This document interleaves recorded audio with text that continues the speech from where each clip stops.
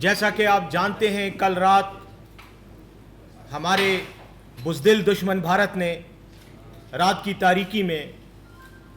بزدلانہ کارروائی کی، میزائل حملے کیے، مختلف مقامات کو نشانہ بنایا، مدارس اور مساجد کو نشانہ بنایا، مساجد کو شہید کیا، بے گناہ خواتین، معصوم بچے اور عام لوگ، عام شہریوں کو نشانہ بناتے ہوئے ان پر حملے کیے۔ کئی افراد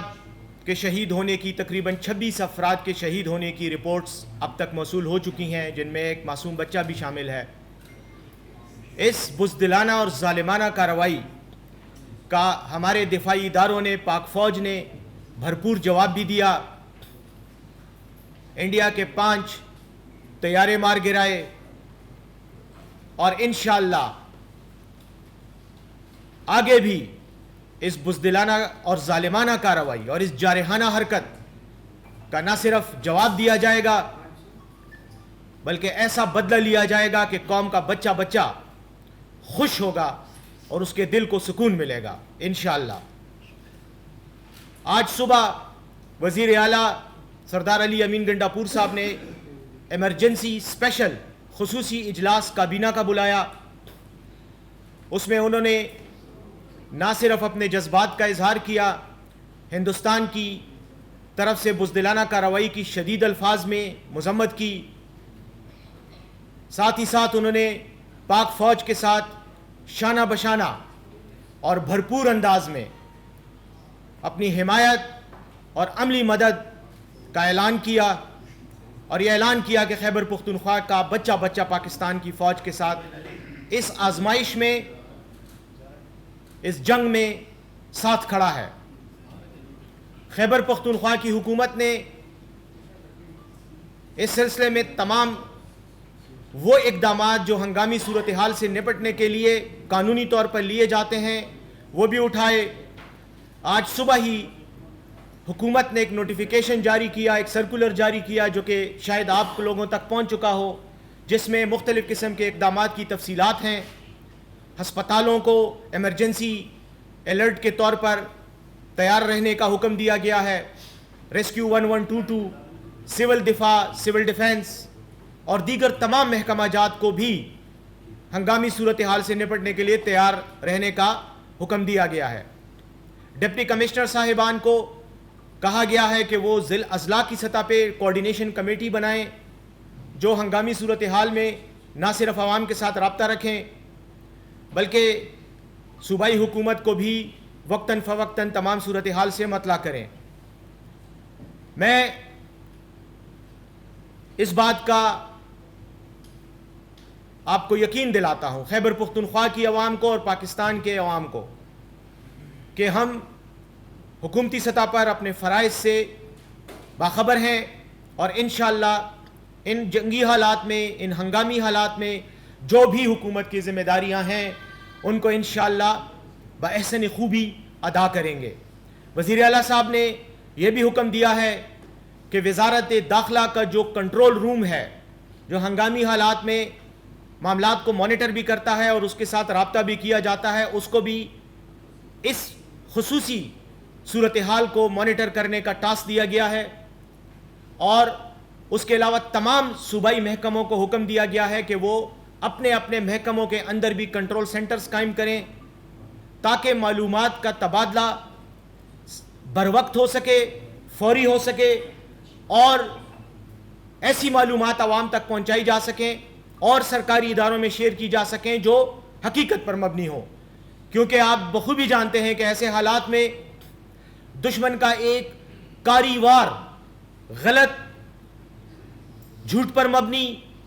گمراہ کن پروپیگنڈا بھی ہوتا ہے۔ ایسی خبریں پھیلائی جاتی ہیں کہ جس سے عوام میں بے چینی پیدا ہو، خوف و ہراس پیدا ہو، کنفیوژن پیدا ہو۔ اس کے سد باب کے لیے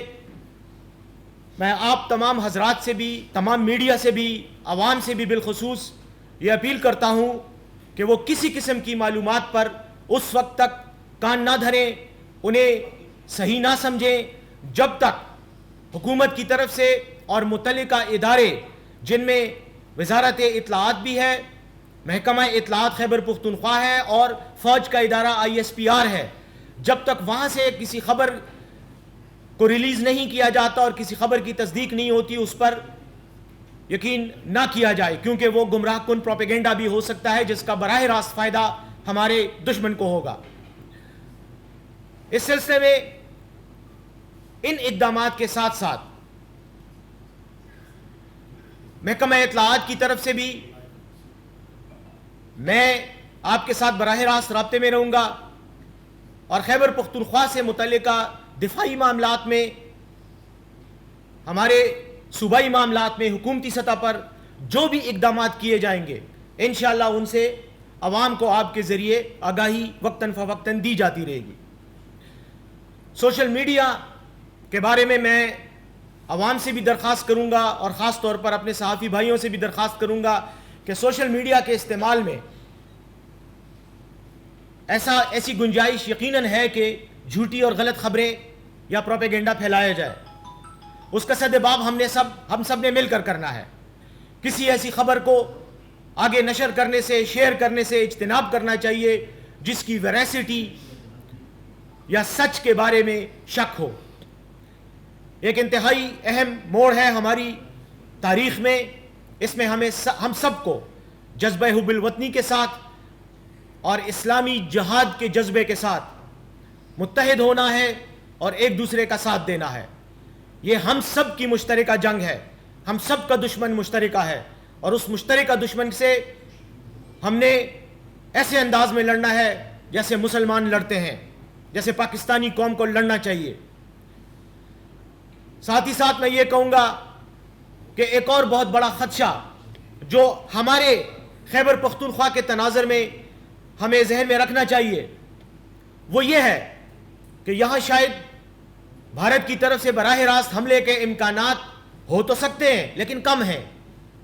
लेकिन यहाँ पर ऐसे ग्रोह मौजूद हैं जो वतन अजीज़ के ख़िलाफ़,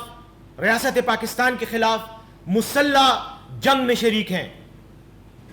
उनकी जंग ख़त्म नहीं हुई और हमारी जंग उनके साथ ख़त्म नहीं हुई। ये इस बात का बहुत कवी इम्कान है कि वो हिंदुस्तान के इशारे पर, भारत के इशारे पर अपनी कार्रवाइयों को तेज़ करें।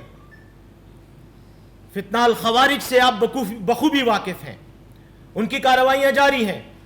इस बात का इम्कान है कि वो अपनी कार्रवाइयों को तेज़ करें, दहशतगर्दी की कार्रवाइयाँ करें। कौम को उनके ख़िलाफ़ उसी तरह मुत्तहिद रहना है जैसे हिंदुस्तान के ख़िलाफ़ हम मुत्तहिद हैं और हमें अपनी फ़ौज का, अपने सिक्योरिटी इदारों का, पुलिस का, FC का, अपने इंटेलिजेंस इदारों का उसी तरह साथ देना है जैसे हम हिंदुस्तान के ख़िलाफ़ उनका साथ देने के लिए तैयार हैं। क्योंकि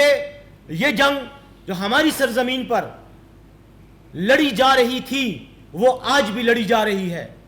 खवारिज आज भी हमारी रियासत के ख़िलाफ़, हमारी आवाम के ख़िलाफ़ मुसल्लह जंग लड़ रहे हैं और हमारे सिक्योरिटी इदारे और हमारी आवाम उनके ख़िलाफ़ लड़ रही है।